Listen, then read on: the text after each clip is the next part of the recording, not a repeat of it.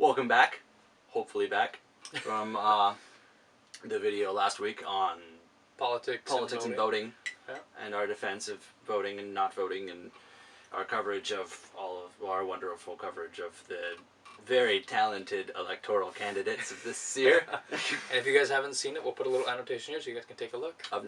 And this week, brought to you in HD for a full HD beard experience. Because really, regular definition just can't do the majesty. And this week is happiness.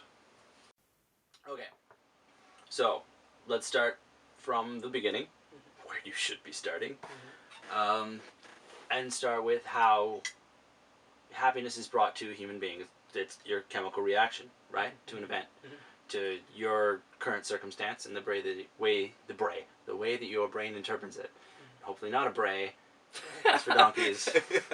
Well, yeah, I mean, every emotion is a chemical response, right? So you see something, if you like it, there's a little dopamine burst, which is what makes you like it. And then your feelings of either contentment or disdain, whatever comes after. Which is part of your reaction to the situation, I suppose. You know, those silver lining people that always try and see the thing.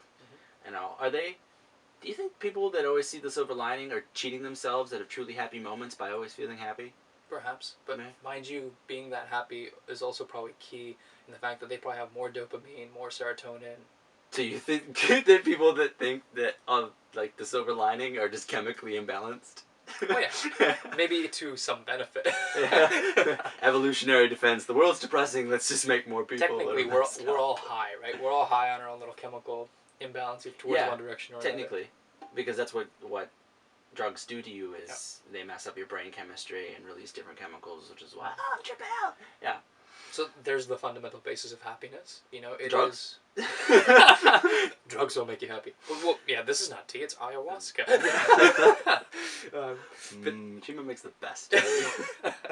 But like in general, I mean, but really he does. Fundamentally, the basis of emotions in general is chemical. So we could say to some extent, happiness is a chemical reaction, right? Yes. And then furthermore, I guess the next stage of it, we would even say that happiness becomes your experience and your involvement with people. True. And if you're ahead of yourself or you're self-aware, technically you're in control of your own happiness. Whether, there are exterior forces that enact themselves upon you that will be like, well, I don't want you to be happy today, but that is directly affected by the decisions that you make and the way that you choose to conduct your life. Sometimes it's not always within your control, like something of your employment or some dynamic force, exterior to your own that will interact with you in a negative way you didn't anticipate. You can't always plan to be happy. And well, that reminds me of like a Japanese saying. It's a very old samurai saying, which is hold fast and stay the course. Which is, I mean, if you wake up in the morning, let's say you're happy and you're cheerful, and you go out there and, like you said, there's dynamic events happening in life and somebody challenges your happy state or something happens and, it could either rock your ship and send you on your way or you can stand fast and stay the course, True. What is it with the Japanese and perseverance? That's what the samurais always said, fight as though you were going to die. They ride out their emotions. I woke up happy. You mentioned wake up pissed off. I'm going to ride this out. Take this out on my whole family. You're not good enough. Over expectation, Asian father. So, I guess you are in charge of your own destiny. Well, not destiny. Destiny's a bad word. Destiny is its own whole dynamic. Your current circumstance and the way that you decide to interpret it is really your own, and the environment of your own happiness can be cultivated or exploited. Like you could go for the cheap thrill or the easy things. Lose yourself playing World of Warcraft for 30 hours, 40 hours a week, and not actually interact with the real world. And not to say that's not interacting with the real world, but there are other ways to be happy. And I think it also kind of speaks volumes about the fact that it's not just your perspective which defines happiness. It's also, where you are in life, right? Your ability to reflect on happiness, or your ability to make yourself happy. And you should take non-happiness with a grain of salt based on your current circumstance. A couple of things. Is it your fault? If it's your fault that you're unhappy, you can change that. You're in control of that, hopefully. that you're in a circumstance where you can readjust your life to set things on the right course. And it's not always going to be easy, and it might take some time. 2, if you're in high school, fuck off. Nobody likes high school. Nobody's happy during high school. And if you were happy during high school, I hate you for being happy during high school. You heard it here, folks. I hate you. You heard it here first. I hate you.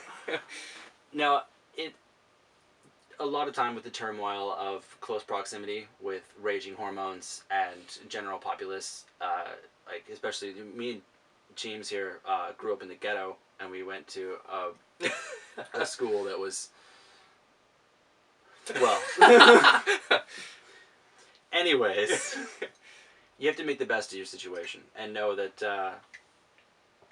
the future is yours. Mm-hmm. Yeah? Was that the right? I think I said that right. The future is yours. You kind of... Well, you make the most of your situation, right? I mean, if you're going to... Well, we'll use a really good Zen quote here, which... And I just, heard it very recently, and I loved it because it's simple and it gets the point across, which is let go or be dragged. Yeah. I mean, and in life, if someone just is not getting along with you, and it's even not even someone, what if it's an event? You can't let it eat at you. Yeah, like an event, maybe you got in a car accident or something, whatever happened, and it's bugging you. Yeah.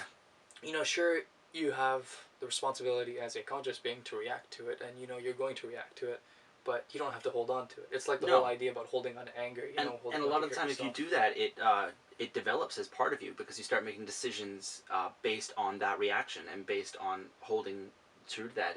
It will affect future decisions, and then if you do that and have those decisions that you've made from that point come to fruition, you've embedded that ideology into your foundation, that you're starting to make decisions off of that point. And at that point, if that's something that's making you unhappy, you're burying it below other pieces of your life, and you're not going to be able to get that out of there. And many times it's really not even your fault, right? No. I mean, if someone comes into your life, once again, people come into your life, it's outside, influences on us. Mm-hmm. If you're depressed or anxious, first pause for a second and look around and think, well, am I surrounded by assholes? Right? It's true.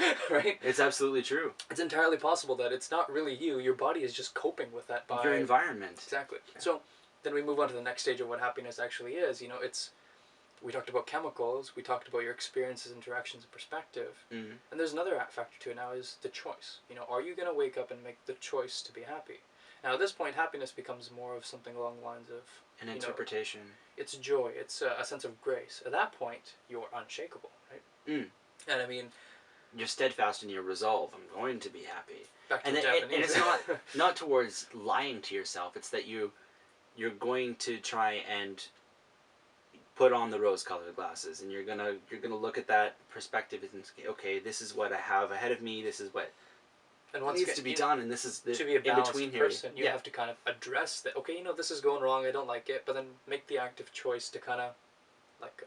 And it can be a slippery slope. Like a lot of people say that the negative facets of your life are a slippery slope into disorder and chaos, and everything falls apart and whoosh, it's quick. Happiness is the same way. If you put that out into, I'm not going to say put it out into the universe, but put that out of you and make that part of you, that it will come back. Mm-hmm. Because of your interaction with that. If you paint things, if you spray blue paint, eventually you're going to get blue paint on something. It's just, that's the way it is. If you want something to come back to you, put that out there. Mm-hmm. Plant the seeds, and then fuck the plant. And then just forget about it. Well, I mean, it reminds me of something that, now I do a lot of Tai Chi, and Mashofu, my master, actually, there's this one line he says every now and then, when people talk about Tai Chi, calming them and making them so they're not angry, making them happier in life. And he always says this thing where, it was never about not letting it out. It was always more about not letting it in, right? If you can not be a sponge to people's negativity and all their, condescensions in life, if you don't absorb it, it doesn't affect you. Yes, and that's not to say that you should ignore people and their problems, especially if it's someone close to you, like a personal friend or even a family member that has problems. You can be an exterior force of good to them and not imbibe it into yourself, because if you do that, you're taking on that load. Okay. A little bit of camera issue. First week shooting in high def. We're back at it, and I think we were just wrapping up with the best thing you can do in a bad situation is stay the course. Stay the course. Things will get better. I'm not a personal grief counselor, but I think that's probably your best option. Mm-hmm. If things go bad, just keep your head above water, Mm-hmm. or above the quicksand, Above the depending quicksand. on your geography. And yeah, ultimately, things do resolve themselves as long as you don't absorb the negativity and keeping who you are. If you're happy, you can stay happy. And that's Boba Fett telling us that's the end of the episode. We try to keep these to about 10 minutes. So, that's the end of today's episode. If you've got a suggestion for next week's episode, please leave it in the comments below. Watch our old videos. Like us if you like us. Or favorite the video. Don't go crazy. And yeah, if you have like a video response, make sure you're drinking tea. Yes. And see you next week. Yeah, and be sure to subscribe. We'll put a little annotation here, and have a good time. Cheers.